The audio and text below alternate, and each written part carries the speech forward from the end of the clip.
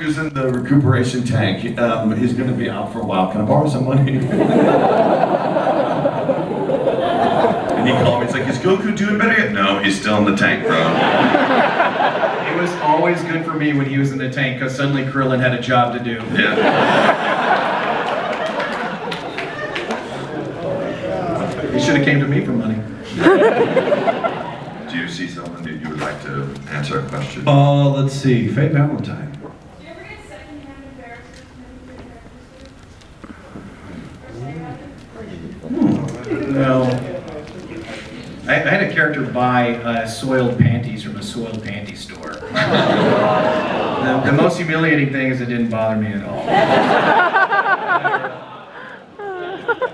I've been really embarrassed by there's a lot of parts I should be embarrassed about, but I'm probably most embarrassed of just one particular scene and one line. It's when Piccolo comes back from the dead, and he's back on Earth, and he has this horrible, horrible line that was written, and I remember at the time recording it thinking like, whatever, this is just hard, like I don't know what else to do with it, let's just move on. I did so many takes just trying to do it, I'm like, no one will ever notice, and of course, it's Piccolo going, yes, yes, yes, yes, I can do this, I feel great, yes. It was awful. My favorite scene, actually. Yeah.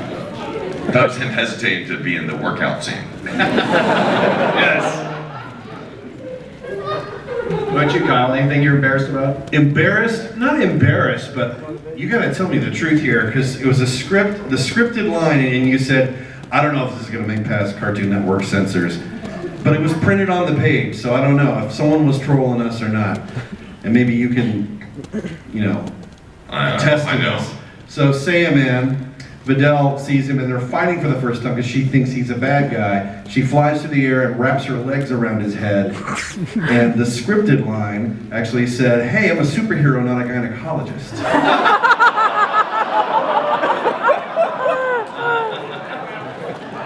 Do you guys remember that line by any chance? No. Yeah. They never did that. That did not make it. Was it muffled though? Maybe they just didn't know what you were saying. So, I'm a superhero, not a whatever. Yeah. I'm also looking. Oh, I remember back in those days, we were doing anything to make the job like entertaining. And back in those days, we knew that the scripts weren't entirely accurate to the story all the time. I mean, I don't know how many of you have watched Kai since, but you really are. If you're watching Kai, and I would encourage you to do so, even though I know some of you have a problem with some of the voices being a little bit different or whatever. If you really want what the true story of Dragon Ball is, watching Kai is really the best way to handle it. If you want to have a fun time watching the series, watch the long orange box version. But Kai is a very accurate telling of Dragon Ball, closer to what the manga would have been. And but back in those days, we were just like messing around, and if there was anything that just seemed funny to us, we would add it. Like, guess what? Cats love food. Yeah, yeah, yeah. Wasn't in the translation. I think You're gonna get sent to the home for infinite losers. Yes. Leaving an ice cream parlor guy in the Boo Saga and making him Forrest Gump. Yeah. We got 14 flavors. Hey, you gotta pay for that. I remember that. Al Gore impression and like one of the teachers. Yeah, someone do that. Yeah. Back in those days, we didn't have a lot of money, so we either called in people that were already doing voices and you just had to do something crazy with them so it wouldn't sound like them, or we had to pick out people from the office that worked in our office, and they were my God, secretaries and people in marketing and stuff, and that was bad. That was really bad. My job for a while was to audition for directors, to listen to the talent, see if there's any talent out there, and then to recommend, okay, these 4 actors could play this part. And I would hear hundreds of people, and maybe 2 don't have any kind of promise at all. One of those people, though, was Brina Palencia. And I didn't know who she was at the time, and she had done a couple of bit parts here and there, but she had told me later she was ready to quit until I'd said to her, hey, I'm just here to field, I'm not here to cast, but even if you don't get cast, keep doing this because you're amazing, and you're like the best person I've heard all week. I'm glad she's still around because she is one of our major talents. Yeah, she's awesome. I also met, like, I always love to tell stories about the first time I met Brina when I'm around Brina. Yeah. I don't remember like the first 7 times I met Brina. And she always likes to remind me of that. And so I always make up new stories about the first time I met Brina. The first time I met Brina was the second time I met Brina. Yes. Yeah, I remember her from that. And you had a question? Can you say it's over 9,000? You want Sonny to say it's over 9,000? Yeah, I That's guess weird. it's over 9,000.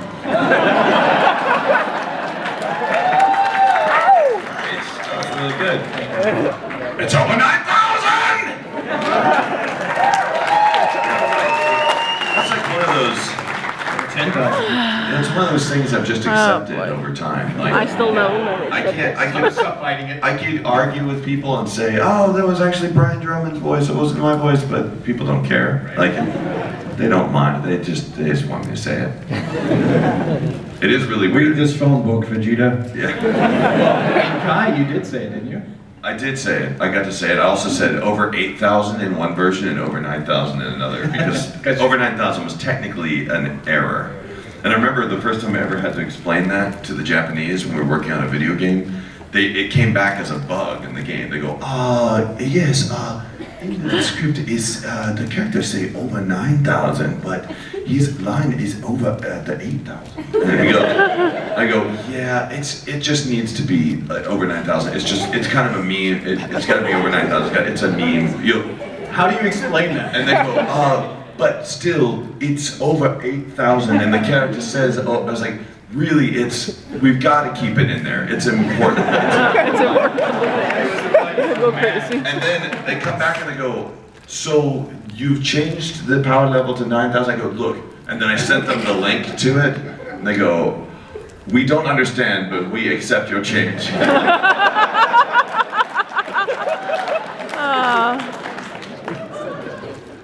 Yeah, they're good people.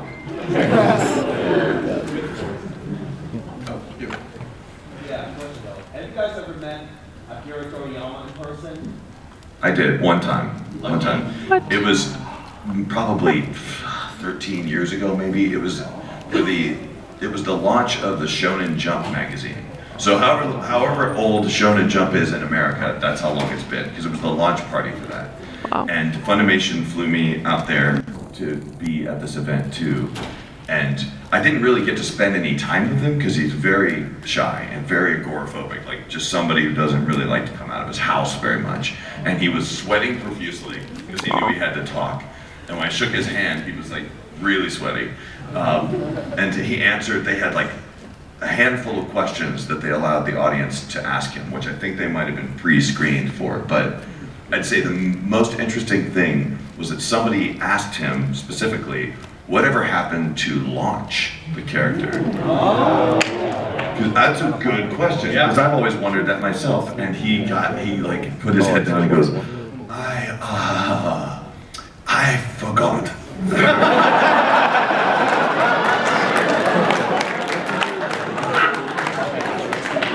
Poor He guy. apparently has a memory very much like mine. He forgets a lot of things. Like apparently they have to remind him a lot of stuff. So. Yes, what is your favorite death in all of Dragon Ball, or Dragon Ball Z? Amongst all characters? All characters, your favorite death? Very morbid, I know. Well, it wasn't when Krillin was turned into chocolate. That's not Let's see. Can you think of one? I mean, I Chaozu. So mean. For Valentine's Day this year, I sent out a tweet that says, "I love you from the bottom of Yamcha's heart," and it's got Dr. Giro with his hand through his chest. I remember that. I would say probably my favorite death, because it was honestly the worst one for me. Like a lot of us got pretty emotional about it. Was the death of Krillin to Frieza. That was a big deal. Like that was the first time any of the heroes really died. You know what I mean? Like, Yeah. actually died. I know it bothered me because I thought it was unemployed. Yeah. And the worst thing about that particular death was back then we were on tape, so we had no digital files of anything we'd done before. And they kept referring to that death over and over again, and each time I had to re-record this blood-curdling scream. And it was like, oh, guess what? Eventually he was like, hey, guess who needs to die again today? Yeah, it's funny. There wasn't quite like this robust network where we could just pull in lines from other episodes and stuff. A lot of times it's like, the producer was like, just have them re-recorded. You can do it again. Come on, it's 4 children. Higher stakes. Back then they were like, man, don't even, you know, all the last times on Dragon Ball Z, just don't pull that from the previous episode. Just have them re-record all that stuff. So we really had to legitimately record stuff we had recorded in the previous episode, which is so strange. Next time, last time, previously. That's a t-shirt right there. Speaking of t-shirts, you were talking about HFIL earlier. There's a t-shirt site called Seibe, S-E-I-B-E-I or something like that, and they do have an HFIL shirt. Like it says, it's a muscle shirt that says HFIL on it. Yeah. I have plans on wearing it to the gym if I ever go.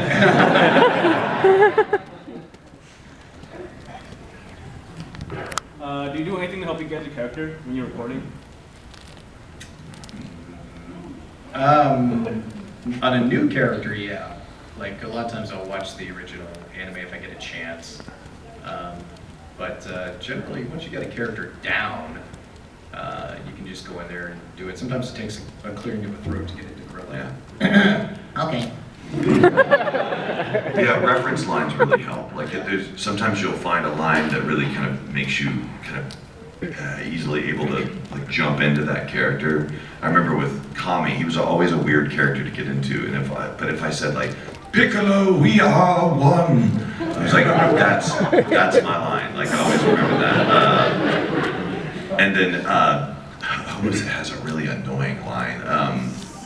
Oh yeah, John Bergmeyer, who plays Tien, his reference line, he goes like, hey, I'm Tien. What's my name? Tien. I'm sorry to out him on this, but he has a personalized Texas driver's license plate, and it says AIMTN.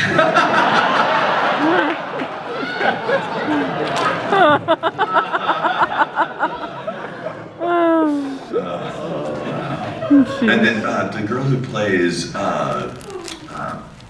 Pan, she always goes like, cheeseburgers, cheeseburgers, cheeseburgers, cheeseburgers, cheeseburgers. And she'll just say that a bunch of it, cheeseburgers. And then we have to stop and eat it, In-N-Out burgers. Cheeseburgers. It was like easy to get into Ox King because he's just like a derpy Macho Man Randy Savage. What's happened to a Slim Jim?